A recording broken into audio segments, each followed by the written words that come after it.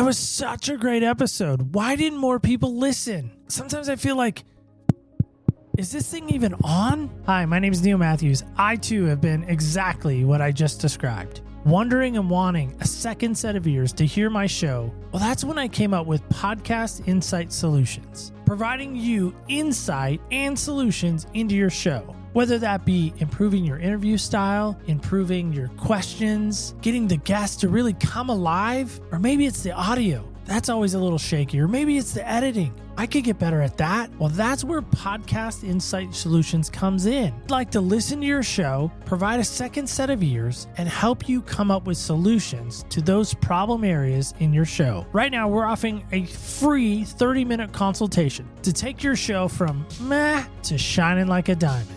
At Podcast Insight Solutions, we're transforming podcasts with expert insight. Book your consultation today.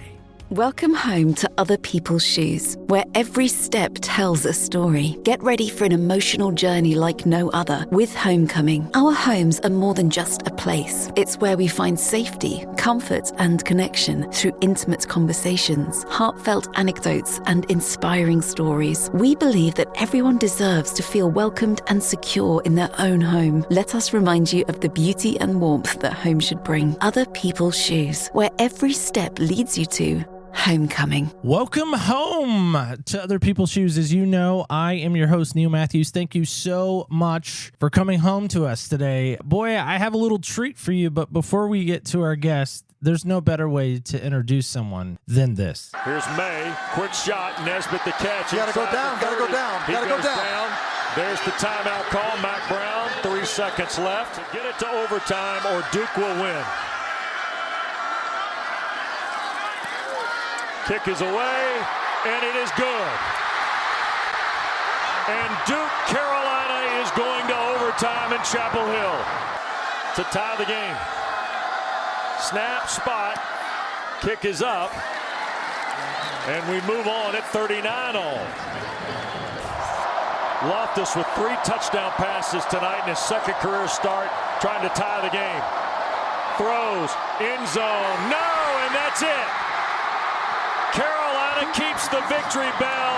I don't know if there is an inch of green space on this field right now, you guys, because the entire student section, fans all on this field right now. And it's a little bit chaotic and fun right now, taking it all in. I don't think there's any better way to introduce someone. Welcome in my new friend, Noah. Noah, how are you today? Doing good, Neil. Thanks for having me. Absolutely, man. So just to help somebody, if they're just hearing that and they might not understand exactly what happened, Drake May, now in the NFL, doing marvelously, I do believe, is the quarterback that makes a play. They go down on the ground. Then they rush out this kicker. Has the weight of the world, in my mind, traveling so far from Medford, Oregon, all the way to Chapel Hill. The weight of the world on his shoulders. And then just kicks this kick that, by the way, I was on the visitor side only because that's where our tickets were. So just no hate on the visitor side. But I was so nervous for you as you made that kick that sent the game into overtime. Before we get to that, I got to ask this. What size shoes do you wear? So I wear a size 10. Okay. I know kickers, sometimes they wear different sizes on feet. Is that true of you or no? I do not. I know a lot of guys that like to wear like a football cleat on their plant foot. I wear both. Is there a style or a brand? I mean, I have a feeling there may be a brand that you really love more than maybe others. I don't want to project or maybe put that on you. Oh yeah, I'm just a straight Nike guy. That's what I've always been. I didn't know if they brainwash you into loving the Jordan brand from the time you step on the football field. They're like, okay, you're now a Jordan guy. They have a ceremony. Yeah, no, when we got there, they gave us Jordan soccer cleats, which are pretty cool, but they just weren't my thing. So we got a pair of some Nike soccer cleats that I've been using for about 3 years. All right, so back to you and this kick. Can you walk me back through that moment? Because again, it's homecoming weekend. It's a packed house. I've seen Kenan Memorial on TV, never in real life. This is my first game at Kenan. It seemed very packed for me. Again, you've kicked there a few times. Yeah. Walk me through that moment. Is it more pressure because it's Duke, Carolina? Is there less? Help me out with that. I'd say the main point of pressure was the fact that it was the similar kick to the state game the year before. So just being in that position again, knowing that you don't want to miss 2 in a row in that situation. That was the main, like, sort of just pressure point. But yeah, going out there, it's you get back there and you look up, you find your spot, the ball gets snapped, and sort of everything just goes silent for those split 3 seconds that you're going through the operation. And obviously that ball started a little out right, but it played the draw that is like my miss hit. So me and my holder knew it was going in. I know a lot of people didn't think it was, but it was a sigh of relief just to see it go through the uprights. I was nervous. I've watched that kick a couple of times since we agreed to do this. That I noticed is the first thing I noticed that I didn't notice in the stands is it did kind of veer to the right a little bit. And then the other thing I noticed, even in the audio clip, the cameras, do you hear it? That sound. It's insane. Yeah, but in those moments, like, you have to try and block everything out. How do you personally do that? Is there breathing exercises? Is there a place you go? Let me get inside the head if we're able to. Yeah, so for me, after I take my steps back and sort of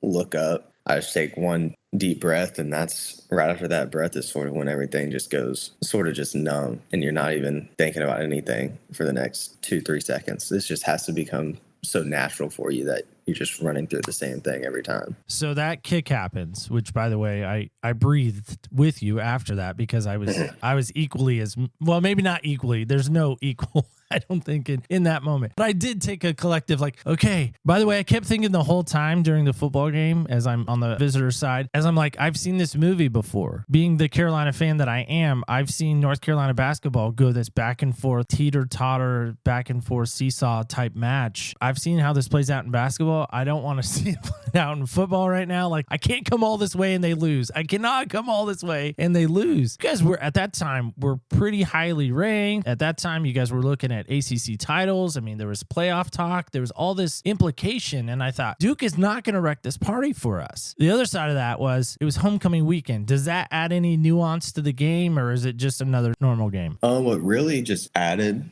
stuff to the game was the fact that it was senior night. And of course, I wasn't sure that my future would still be here after that game. So that was my last game in Kenan, possibly. So it's the first game my grandparents had been to. So it's like a fairy tale just ending, just being able to do that with them there. That's awesome. So you make the kick that sends it into overtime, but then there's another kick later on in the game that you kind of have to kick again to keep the game rolling into the first overtime and then the second overtime. We know Drake May wins the game. Well, helps facilitate. Everyone had a part in it. Helps facilitate the game-winning drive, which I've watched that 100 times too. And I can't believe some of the things he did on that field that night. I'm just like, what? It's insane to me to watch that. But that second kick, less pressure, more pressure. Walk me through that one. Definitely less pressure. After making that one to take it to overtime, you sort of go in with a new confidence, because that was probably the best ball I hit all night. So definitely, yeah, I would say less pressure. Help me out. As I was mentioning in the green room, we had David Noel on a number of years back and Brandon Robinson on. Great basketball players, Carolina lore. Do you know what a Tar Heel is? Like, I know the logo and everything, but for exactly what it is, I probably couldn't tell you. They couldn't either, so don't feel bad. Walk me through this. Maybe younger Noah, why start playing football? You mentioned the soccer cleats. Were you a soccer guy? Walk me through why football, and then maybe why kicker? Why not something? I mean, not that kicker's not cool, but you guys get a lot of junk.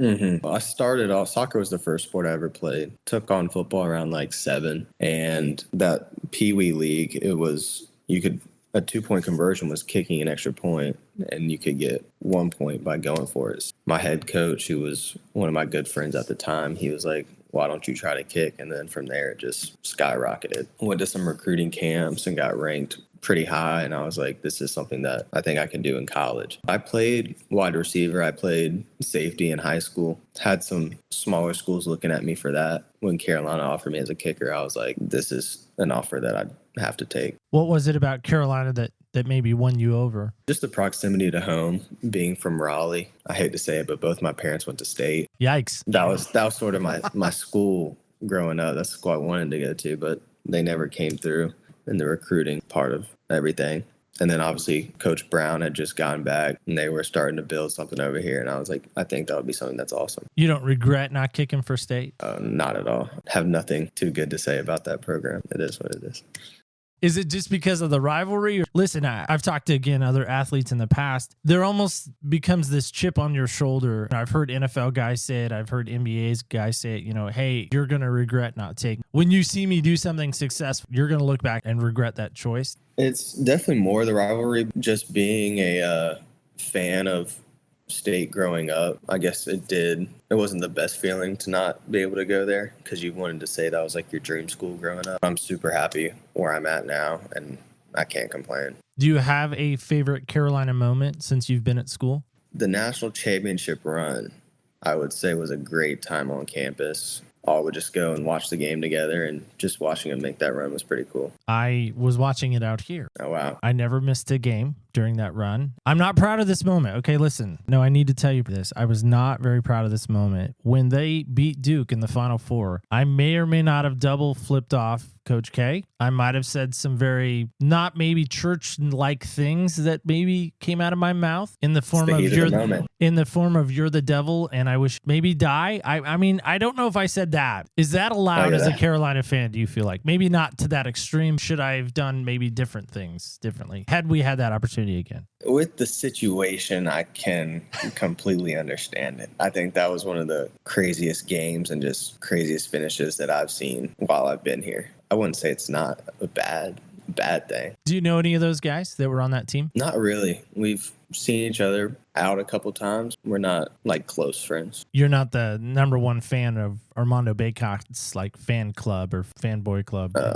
Not at all. Yeah, no, not at all. I think it's cool on a more serious level. I do think it's cool that the basketball team has come out in the last couple of years really and support the football team. And it seems like you guys have done that as well. I love that you're not in the silo of, oh, we can't go watch them or we can't go do that, or just the camaraderie between the sports is really coming together. For the most part, everybody supports everybody. Keeping up with the baseball team as they were in Omaha. The athletes sort of have a nice little group here where everybody has an idea of what each other does. And there is just like a common respect there for being an athlete here. Everybody likes to support everybody here, I feel like. Plans for next year, and you're kicking again, which is awesome. Have you allowed yourself to think about that NFL process? I'm really just focused on this year. The NFL draft and all that stuff doesn't mean anything unless I go and perform this year. So that's definitely my thing, is focusing on having a strong year here, and then we'll see how everything works out after that. Is that a dream of yours to kick on Sunday? Oh, 100%. That's been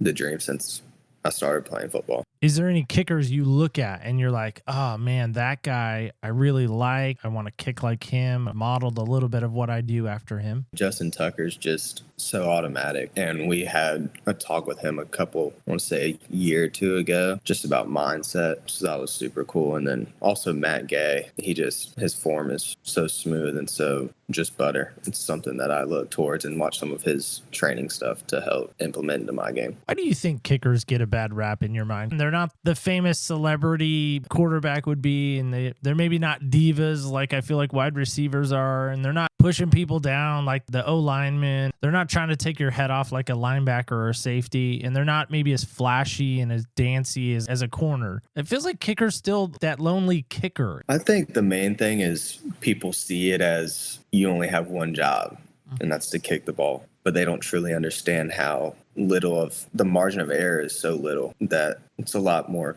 complex than one might think. You're not, like you said, you're not hitting anybody. You're not making any crazy catches. That's what's sent out there for.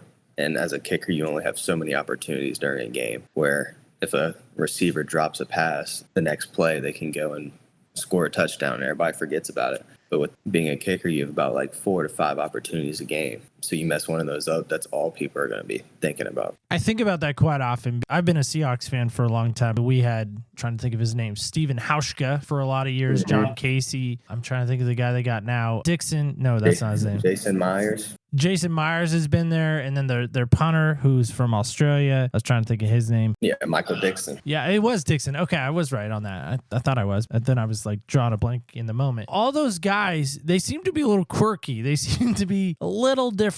Again, it's the stereotype that we think kickers are all alone and they're just odd. You're a real person. Well, yeah, and for me, growing up playing like receiver and and safety, as I mentioned, that's allowed me to sort of get accustomed to more of the football culture and how things are going. And so what you usually see is like it's a bunch of guys that are usually smaller, not used to contact, have really just been kicking footballs their whole life. And they sort of get this, just their body doesn't seem to be your typical football body that everybody is looking at. I would definitely say that's probably why you just don't look like the stereotypical football player. You don't see too many kickers with gloves on and all this extra gear on. So you're just bland, I guess, in that sort of sense. I like bland. I like that you use that Yeah. word, bland. That's accurate. So listen, I know this about you. Wore 98. Why such a big number? Because again, kickers seem to have like the lower numbers, the single digits, a lot of ones, a lot of threes. It seems like fours seems to be a popular number. Why such a high number? So that was the thing is at Carolina, all of our specialists are 90 numbers.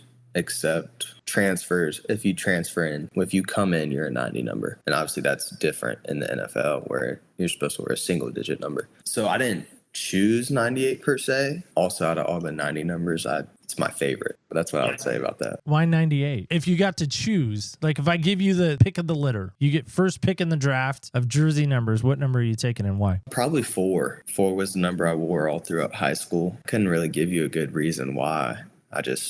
That's just been like the number that I've associated with myself when playing football. So I have an old Carolina jersey that's number 4. Oh, really? And then I have a number 18 that I wore to the game. I got married. We got married on the 18th day of August. When I saw that Carolina put out, I think it was probably 2018 that they had come out with that jersey. And so I did. I went out and bought it because I was like, I need that number. Oh, yeah. What does post-college look like? Let's say NFL maybe is on the table. What do you hope post-college looks like for you? So I got my degree in sports administration, which is looking at just the business of sport. And my doing grad school, trying to get a concentration in business and communication. Mainly just trying to find a job that allows me to still be in sport. And one thing that I've really liked looking at is sort of just data analytics in sport. So just trying to find something that I want to do, but also will allow me to continue to just grow, not just in knowledge, but just relationships and sort of just networking. You mentioned relationships. How valuable do you feel like the Carolina family is in the rest of your life and then again, post-Carolina life?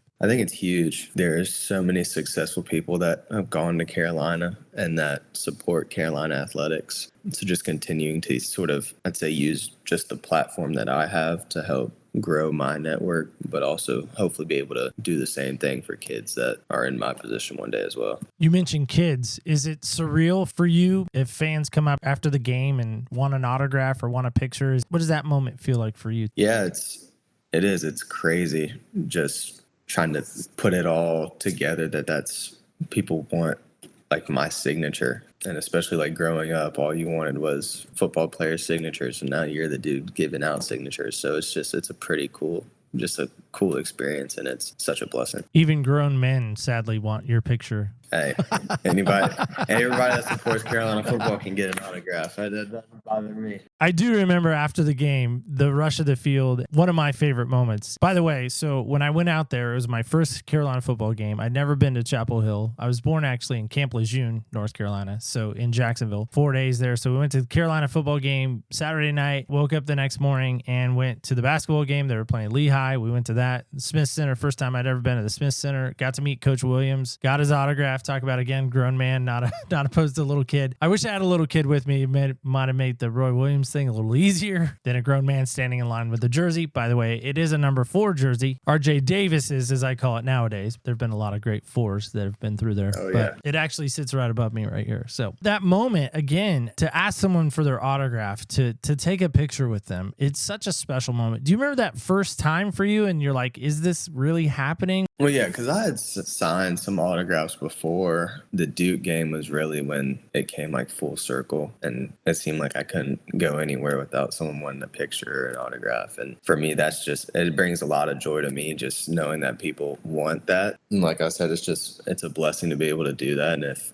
it helps make someone's day, and I know it makes mine. It's just a super cool thing. I know, going full circle maybe again, after that Carolina Final Four with Caleb Love, and he hit that shot that I think will forever be in, again, Carolina lore. I call him the Duke killer because he single-handedly, I feel like, really took that game over, especially towards the end. And then when he came back, actually that same weekend, that homecoming week, Duke was playing Arizona for that Friday before you guys played him in football. And Cameron, Caleb Love, sure enough, was there and beat him. I mean, Arizona helped too, I guess. Caleb Love came out, had a great game, and I was actually sitting at top of the hill watching it. A great experience there. And great wait staff. We had this gal, Izzy. She's fantastic. I looked at my brother-in-law, who's, by the way, not a Carolina fan, not even truly a sports fan. He was just kind of along for the ride, he said, in a lot of respects. That right there, that young man, that's the Duke killer. And after you kicked your kick, I said, well, I think we got a new Duke killer.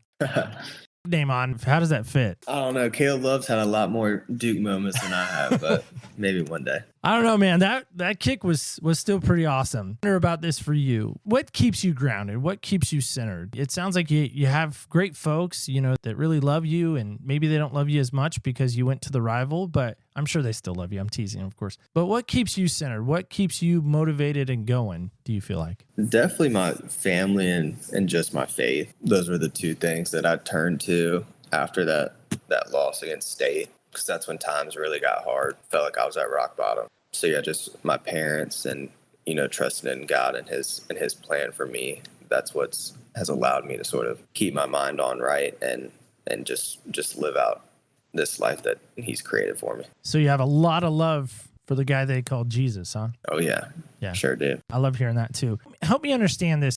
There's a lot of pressure, a lot of things that come, and you talk about having a great family and a great faith that comes with that. When you're maybe having a bad day, as you said, kind of a worst moment thing, what do you do to help lift you up in those moments? So for me, you just got to try and find the little joys in life. And it's not too hard when you're surrounded by such loving people. And then on top of that, just praying and knowing that he has my back when nobody else does. Definitely like to just take sort of time to myself and just relax, because not everything is going to be happy 24/7. There's going to be tough times, but it's how you respond to that compared to if you let it continue to just take you over. So when I say the phrase homecoming, what comes to mind for you? Definitely just that game. I mean, you talk about being able to do that against your main rival. That's something that I'll never forget the rest of my life. Such a great experience, and being able to do that on homecoming on senior night, it means the world. Well, I hope people are buying you like food or coffee when you go places, when they recognize you. I hope you're not still buying coffee. You'd be surprised. Not too many people know the kicker. What? Oh, yeah. How is that possible? I wish I could tell you. It's part of being a kicker, though. I get it. Did you spend any time with Drake? What was that like? He's an amazing dude, great teammate, one of the best guys that I've been around, and then also one of the best football players I've been around. And he was a dude that really did respect specialists. And I'll never forget that about him. As you know, like being a specialist is sort of lower on the totem pole as per se. With him being the big name that he is, he didn't feel like he was above anybody.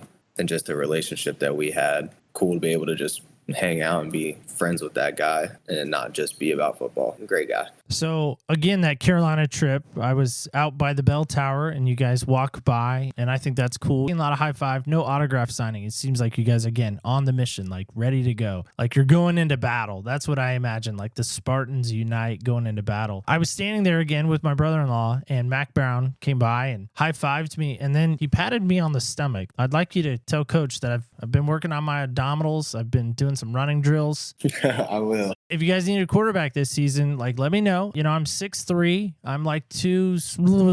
I'm ready to go. I could learn the playbook. I'm ready. I'll put in a good word for you. Okay, that's all I'm asking. So for you, outside of athletics, maybe outside of the games themselves, what has Carolina taught you? It's taught me a lot. Obviously, the education aspect of it. I've learned a lot through the different courses I've taken. You really start to truly mature and grow up when you get to college.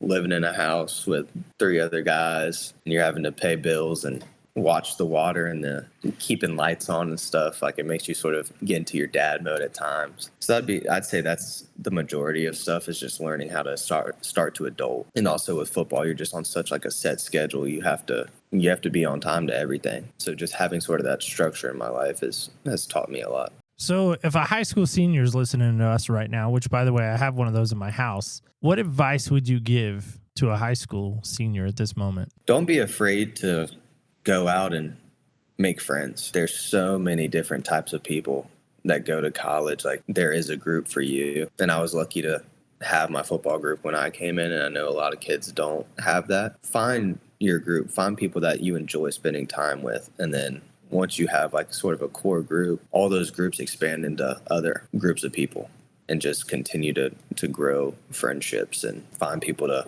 enjoy your time with. Is there any school you would love to beat besides State and maybe Duke with a game-winning field goal? It's a tough one. I think one school that's been on my mind lately is Tennessee, because I just see their atmosphere. Being Tennessee at Tennessee, Neyland Stadium.